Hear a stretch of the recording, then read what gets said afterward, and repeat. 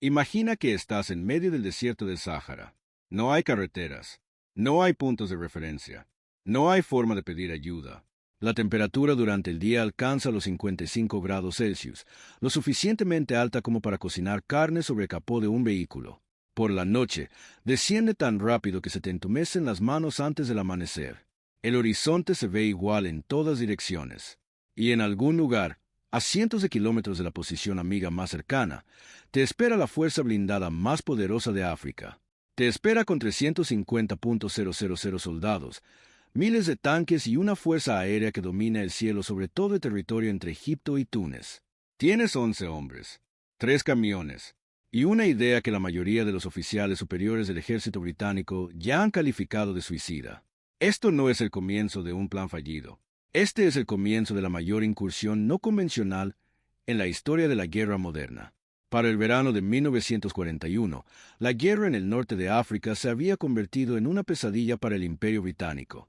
No fue un fracaso lento y gradual, sino repentino, humillante y catastrófico. Erwin Rommel, el general alemán a quien incluso sus enemigos acabarían llamando genio, había llegado a Libia en febrero de ese año con el Afrika Korps, y en cuestión de semanas había revertido meses de avances británicos, aniquilado varias divisiones aliadas y comenzado a avanzar hacia el Canal de Suez. El Canal de Suez no era simplemente una vía fluvial, era la arteria vital del Imperio Británico. Perderlo significaba cortar el suministro de petróleo a Oriente Medio, interrumpir la ruta de suministro a la India y entregarle a Hitler un botín estratégico que podía cambiar el curso de toda la guerra. El octavo ejército británico intentaba detenerlo, pero les costaba incluso encontrarlo. El desierto occidental del norte de África, la zona que llamaban el Azul, tenía aproximadamente el tamaño de Europa occidental, vacía, vasta y sin rasgos distintivos. Cientos de kilómetros de llanuras de grava, arena blanda y escarpes escarpados que engullían convoys enteros. Combatir en ese entorno era como intentar jugar al ajedrez sobre un mantel que alguien no dejaba de quitarte de debajo de los pies. Y Rommel tenía el control del aire. Esa era la diferencia crucial. La Luftwaffe y la Regia Aeronáutica, la Fuerza Aérea Italiana, controlaban el espacio aéreo sobre el desierto desde decenas de aeródromos dispersos por Libia y Cirenaica. No se trataba de simples pistas de tierra. Muchas de ellas albergaban más de 100 aviones a la vez, bombarderos Yankees U-88, cazas Mesribiev 109 y Nkele 111. Estos aviones atacaban las líneas de suministro británicas, destruían vehículos aliados y proporcionaban a Rommel reconocimiento aéreo que le indicaba dónde se concentraban las fuerzas británicas mucho antes de que las fuerzas terrestres pudieran reaccionar. En una batalla definida por el movimiento, la información y la logística, el control del aire no era una ventaja, sino prácticamente todo. La respuesta británica habitual a este problema era sencilla en teoría, pero desastrosa en la práctica. La Real Fuerza Aérea lanzó bombardeos contra los aeródromos del eje. Enviaron bombarderos pesados, lanzaron bombas desde gran altura, llenaron las pistas de aterrizaje de cráteres y destruyeron los aviones en tierra. El problema era que estos ataques rara vez funcionaban según lo previsto. La artillería antiaérea alemana era extraordinariamente eficaz en el desierto, donde no había terreno que los bombarderos pudieran usar como cobertura. Un ataque con 30 o 40 aviones podía resultar en la destrucción de 3 o 4 aviones enemigos, a costa de varios bombarderos y sus tripulaciones. Las cifras eran devastadoras, e incluso cuando un ataque lograba dañar una pista, los equipos de tierra alemanes podían rellenar los cráteres y reparar la pista en cuestión de horas. Los aeródromos del eje estaban ganando, y mientras siguieran ganando, Rommel también lo haría. David Stirling tenía 25 años. Era alto, extremadamente alto, de aproximadamente 1,95 m, lo que hacía casi imposible que entrara en una habitación sin llamar la atención, algo bastante desafortunado para un hombre que estaba a punto de dedicar su vida a operar en el más absoluto secreto. Era escocés. Era hijo de un general de brigada, lo que significaba que había crecido conociendo el funcionamiento interno del ejército. Y, para el verano de 1941, ya se había distinguido como un hombre excepcionalmente valiente o completamente temerario, según a quien se le preguntara, y la respuesta dependía casi por completo de cuánto valorara a esa persona la doctrina militar convencional. Stirling había llegado al norte de África como parte del Comando N Grados 8, una de las nuevas unidades no convencionales que los británicos habían formado en los primeros años de la guerra. Los comandos fueron un experimento nacido de la desesperación.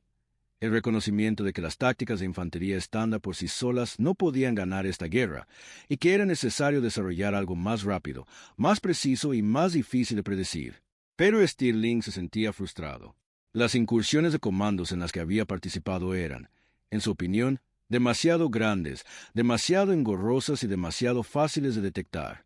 No se puede infiltrar a 200 hombres a través de una costa hostil sin que nadie se dé cuenta. Luego sufrió una lesión. En junio de 1941, Stirling intentó un salto en paracaídas que salió mal. Su paracaídas solo se desplegó parcialmente y se estrelló contra el suelo del desierto con tanta fuerza que quedó temporalmente paralizado de la cintura para abajo. Permaneció en una cama de hospital durante semanas. Y en esa cama, sin nada que hacer más que pensar, David Stirling comenzó a diseñar un tipo de guerra diferente. Su idea era casi absurdamente simple, reducida a lo esencial. No cientos de hombres, ni docenas, nunca más de 5, 4 o 5 soldados, infiltrados en lo profundo del territorio enemigo, en paracaídas o en vehículos, con la cantidad justa de explosivos para destruir decenas de aviones en tierra. El truco estaba en el momento preciso. Atacar los aeródromos en plena noche, cuando la seguridad era menor. Colocar bombas de espoleta retardada en todos los aviones que se pudieran alcanzar. Luego, desaparecer de nuevo en el desierto antes del amanecer, antes incluso de que comenzaran las explosiones. Sin combate aéreo, sin fuego antiaéreo, sin bombarderos costosos perdidos. Solo unos pocos hombres con la audacia suficiente para entrar en el aeródromo enemigo y colocar una bomba en el ala de un Messerschmitt estacionado. Lo describió, con considerable eufemismo, como un concepto de incursión a pequeña escala. El problema era que nadie en la jerarquía militar convencional quería escuchar a un teniente de 25 años con una idea a medio formar y las piernas paralizadas. Stirling lo entendía. También entendía que la única manera de sortear una burocracia reacia a escuchar ideas es pasar por encima de ella. Así que, aun con muletas, entró, o más bien se arrastró por un hueco en la valla, en el cuartel general de Oriente Medio en el Cairo, el complejo militar más custodiado de la región. Con su labia, logró pasar a 2 grupos de guardias y se abrió paso a la fuerza hasta el despacho del subjefe del Estado Mayor, el general Neil Ritchie. Le entregó un memorándum que había escrito a mano en el hospital. En él detallaba su plan. Ritchie lo leyó, y luego, para asombro de casi todos los que escucharon la historia después, la aprobó. El 13 de julio de 1941, la unidad de Stirling se formó oficialmente. Se la denominó Destacamento L, Brigada del Servicio Aéreo Especial. El nombre de Servicio Aéreo Especial era en parte un engaño. Pretendía hacer creer a la inteligencia alemana que los británicos estaban formando una nueva brigada de tropas aerotransportadas, cuando en realidad, al principio, la unidad entera constaba de 66 hombres y un oficial que apenas podía caminar. El presupuesto era mínimo. El equipo era improvisado. El campo de entrenamiento era un trozo de desierto cerca del canal de Suez que nadie más quería. Pero Stirling tenía algo que la mayoría de los hombres a su alrededor no poseían. Tenía una razón personal, específica y ardiente para triunfar, que iba más allá del deber militar. Durante las incursiones de comandos en las que había participado, había visto morir a hombres en misiones que no habían logrado prácticamente nada. Hombres que lo habían dado todo. Cruzaron desiertos, nadaron a lo largo de costas hostiles, lucharon en condiciones imposibles, y que, cuando regresaban, se enteraban de que su sacrificio no había tenido el menor impacto. No podía aceptar una guerra librada de esa manera. No la aceptaría. Era incapaz, por naturaleza, de aceptarla. Y así, impulsó a su pequeña unidad con una ferocidad y una convicción personal que sus hombres encontraban inspiradoras o aterradoras, a menudo ambas cosas a la vez. La bomba Lewis fue el primer problema. Stirling necesitaba un artefacto explosivo lo suficientemente pequeño como para que un solo hombre pudiera transportar varios, pero lo suficientemente potente como para destruir un avión moderno. Recurrió a un hombre llamado Jack Lewis, un oficial galés de extraordinaria ingeniosidad técnica que se había ofrecido voluntario para el destacamento L y que con el tiempo se convertiría en una de sus figuras más importantes. Lewis se puso a trabajar en una tienda de campaña en el desierto, mezclando termita con explosivo plástico y aceite de motor, envolviendo la mezcla en lona y probándola contra cascos de aviones y vehículos viejos. El resultado fue un artefacto del tamaño aproximado de una lata grande que podía transportarse de 6 en 6 u 8 en una mochila, cuyo coste de producción era prácticamente nulo y que, al adherirse al depósito de combustible de un ala o a la cubierta del motor y activarse con una espoleta de retardo. Producía un fuego lo suficientemente intenso como para fundir aluminio en segundos y detonar el propio combustible del avión. Alcanzaba temperaturas cercanas a los 2500 grados Celsius.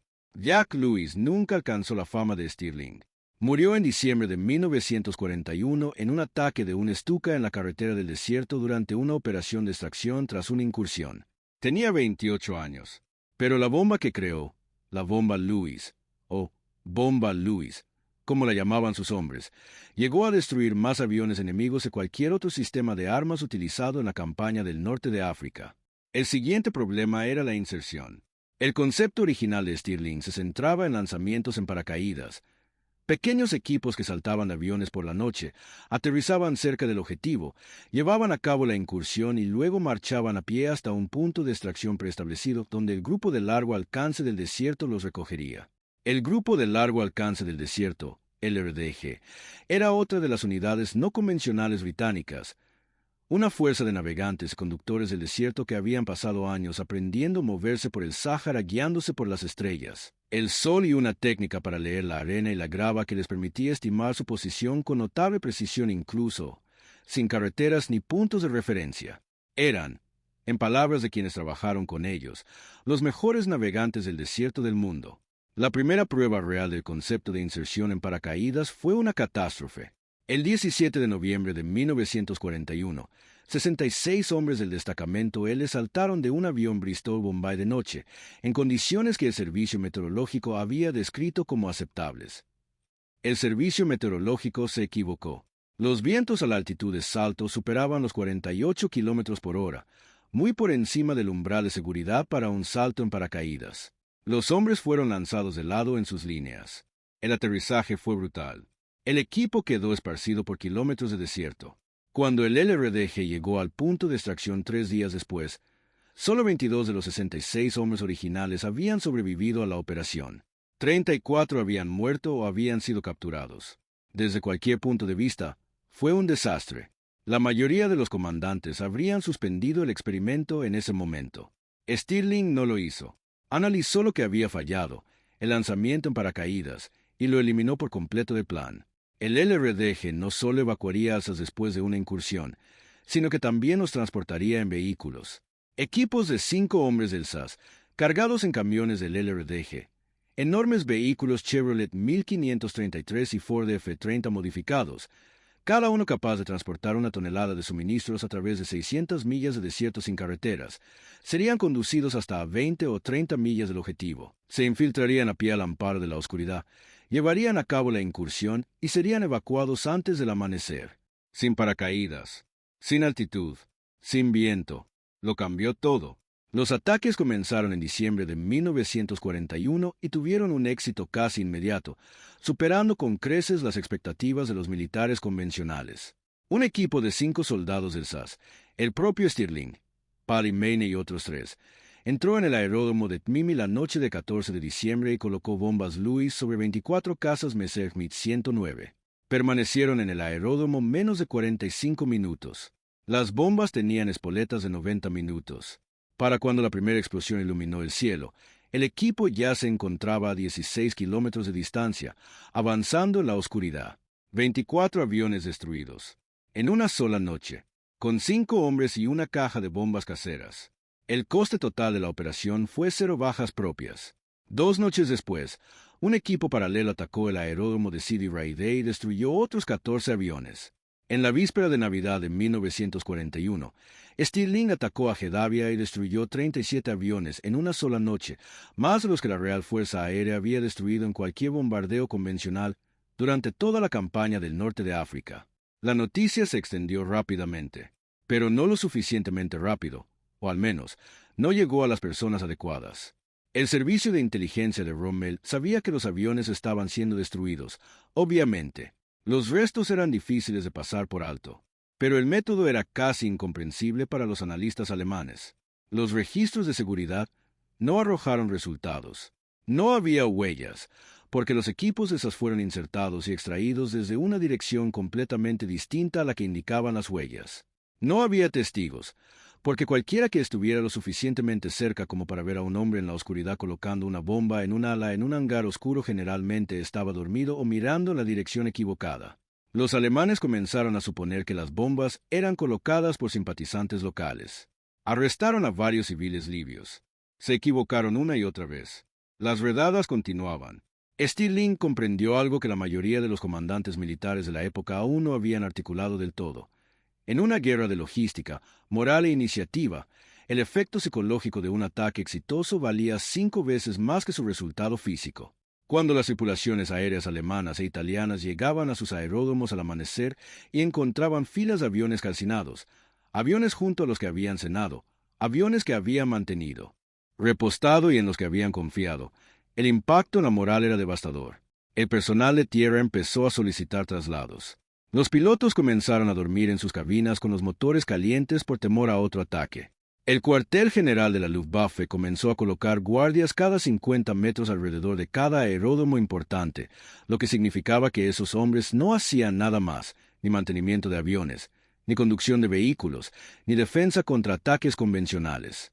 El SAS, sin disparar un solo tiro en combate, había comenzado a reconfigurar las prioridades y los despliegues de toda la Fuerza Aérea del Eje en el norte de África.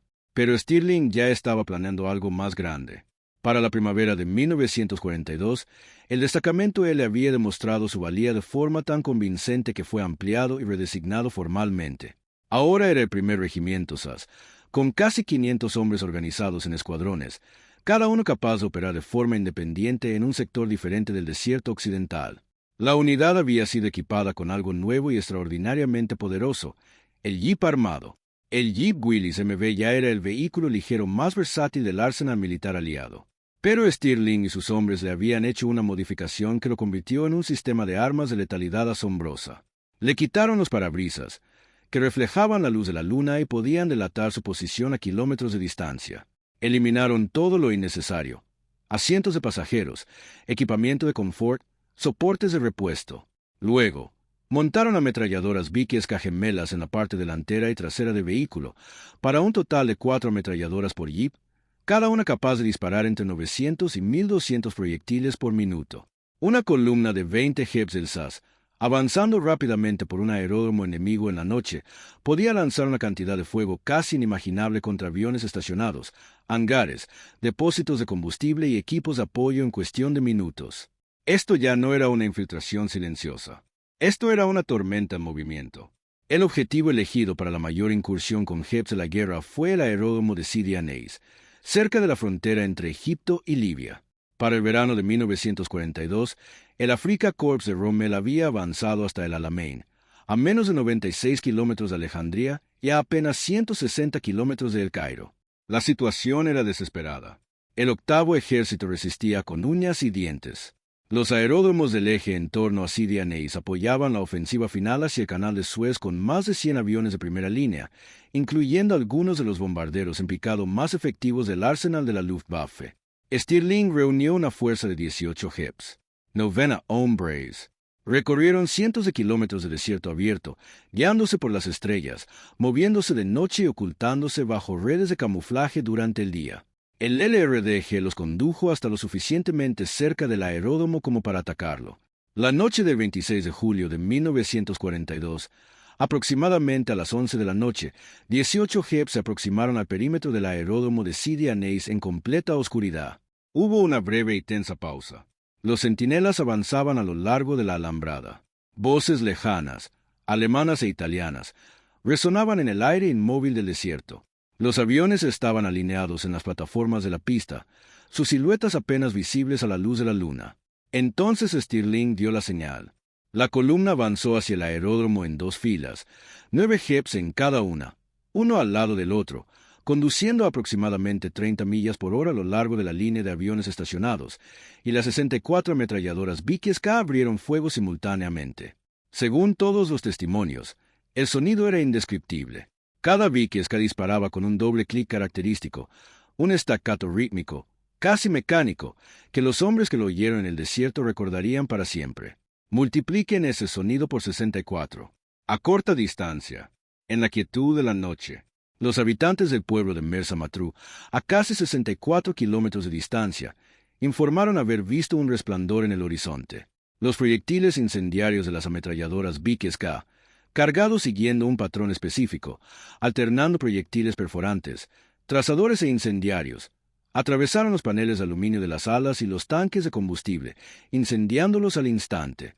Los aviones comenzaron a explotar en secuencia, uno tras otro, en bolas de fuego naranja y blanco tan intensas que la columna de Hepps, aún en movimiento, quedó iluminada como si condujera a plena luz del día. Los pilotos salieron corriendo de sus tiendas de campaña y fueron abatidos por la segunda oleada de fuego. Los mecánicos buscaron refugio bajo los aviones, pero no lo encontraron. Los camiones cisterna explotaron en detonaciones secundarias que lanzaron escombros a cientos de metros de altura. La columna realizó 3 pasadas completas por las líneas aéreas. 3 pasadas completas a través de un aeródromo en llamas y explosiones, con soldados del eje respondiendo con todo lo que tenían: fusiles, pistolas, ametralladoras ligeras, un cañón antiaéreo que no alcanzó a nadie en la confusión y la oscuridad. Un soldado de esos llamados Sargento Arthur Warburton resultó herido. 2 Hepps fueron alcanzados por disparos. El conductor de uno de ellos, un hombre llamado soldado Johnny Cooper, siguió conduciendo con una bala en el hombro hasta que su vehículo salió del perímetro del aeródromo. Luego le entregó el volante al soldado que estaba a su lado y se desmayó por la pérdida de sangre. Cuando la columna se reagrupó en el desierto, a 1 milla al sur del aeródromo, hicieron balance. Ningún hombre muerto, ningún jeep averiado, y tras ellos, 41 aviones destruidos, ardiendo, completamente destruidos. 41 aviones, 35 jeeps, 90 hombres, 22 minutos desde el primer disparo hasta la extracción. Pero la operación Sidian Ace no fue toda la historia, ni mucho menos. Aquel asalto fue la acción nocturna más famosa, la que quedó grabada en la memoria de quienes sobrevivieron. Pero la verdadera magnitud de los logros del SAS en el norte de África no se midió en una sola noche. Se midió a lo largo de 18 meses de operaciones que abarcaron todo el desierto occidental, desde la frontera egipcia hasta Túnez. Desde diciembre de 1941 hasta principios de 1943, el SAS y sus unidades predecesoras realizaron más de 200 ataques aéreos contra aeródromos, líneas de suministro, depósitos de combustible e infraestructura de comunicaciones del eje.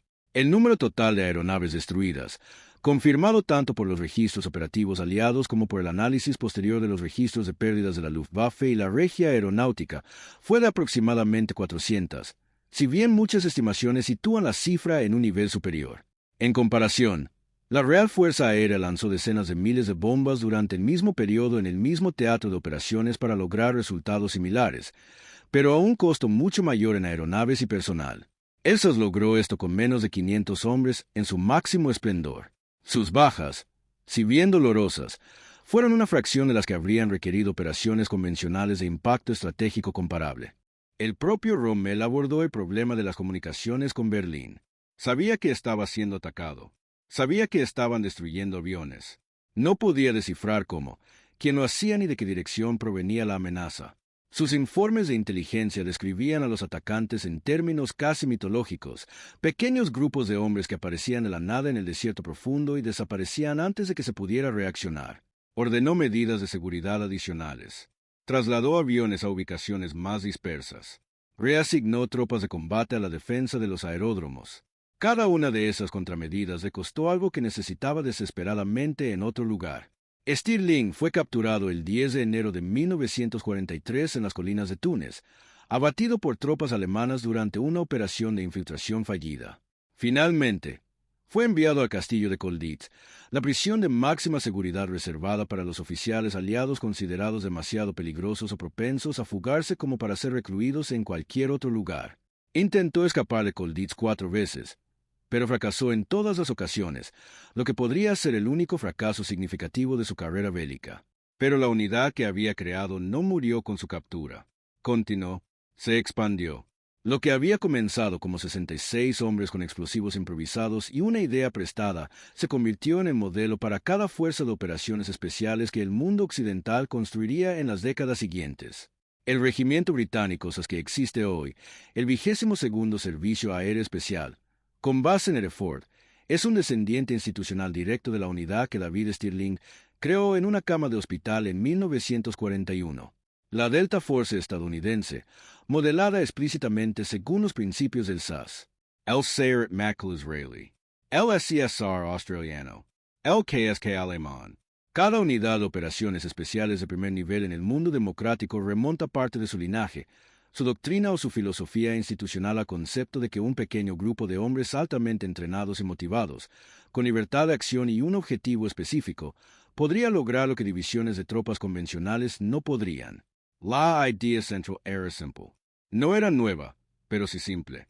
En una guerra librada entre máquinas a escala industrial y ejércitos de millones de hombres, una fuerza minúscula que operaba por debajo del umbral de la guerra convencional, atacando donde menos se esperaba, en el punto de mayor vulnerabilidad y desapareciendo antes de que se pudiera organizar una respuesta, podía influir desproporcionadamente en el resultado, no ganando batallas, sino cambiando aquello que el enemigo se veía obligado a proteger, obligándolo a desplegar recursos en defensa en lugar de en ataque, haciéndole sentir vigilado, vulnerable e incapaz de confiar en ninguna posición fija.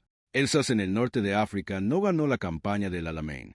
Esa victoria perteneció a Bernard Montgomery y a los hombres del octavo ejército que defendieron la línea de frente.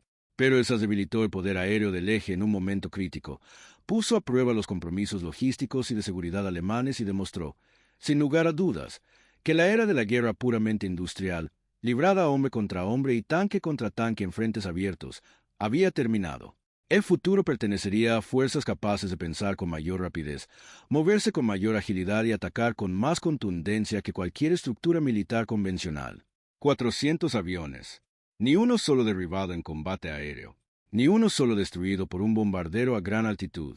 Todos y cada uno de ellos muertos en la oscuridad, en tierra, por hombres que ya se habían desvanecido en el desierto antes de que nadie se diera cuenta de que habían estado allí. Rommel nunca los vio venir. Eso no fue casualidad. Ese era el objetivo. Esto es lo que significa esa historia, más allá de su contexto histórico. A David Stirling le dijeron que no. Generales, coronels, personas con muchísima más autoridad institucional, más experiencia en combate y más credenciales profesionales que un teniente de 25 años con muletas. Le dijeron que la idea era una locura. Le dijeron que las pérdidas serían inaceptables. Le dijeron que no se podía cruzar el desierto con ese número de efectivos sin apoyo, que los aeródromos estaban demasiado bien protegidos, que el momento nunca sería el adecuado. Le dijeron todas las cosas razonables, lógicas y sensatas que te dicen las personas razonables, lógicas y sensatas cuando aún no pueden ver lo que tú ves. De todos modos, atravesó un hueco en la valla, directo a la cima, con una nota manuscrita y una absoluta negativa a aceptar que el problema que tenía delante no tuviera solución. La cuestión no es si la idea fue perfecta desde el principio. No lo fue. La primera operación acabó con la vida de 34 de sus 66 hombres. La cuestión es qué hacer después. Si se examinan los restos del primer intento y se encuentra lo que aún funciona, quitar los paracaídas, conservar las bombas, mantener la audacia, mantener la negativa a rendirse, y construir algo mejor a partir de lo que sobrevivió. Ese, más que cualquier noche de fuego sobre un aeródromo en llamas, es el legado del SAS en el norte de África. No la destrucción de 400 aviones, sino la prueba de que el tamaño de la fuerza y la magnitud del resultado no tienen por qué coincidir. Que un hombre decidido, con una idea clara, llevado a cabo con la inteligencia y la tenacidad necesarias, puede cambiar lo que todos a su alrededor creían posible. Si esta historia te impactó como me impactó a mí la primera vez que la descubrí, si te sentiste inclinado hacia adelante en tu asiento, cerca de la columna de jeep que impacta contra el aeródromo, porque esta es la clase de historia que merece ser contada en voz alta y con toda la fuerza que conlleva, entonces, por favor, dale a me gusta. Hace más de lo que crees. Le indica al algoritmo que este tipo de historias importan, que la historia real, con consecuencias reales y seres humanos reales tomando decisiones imposibles, merece ser mostrada a más gente.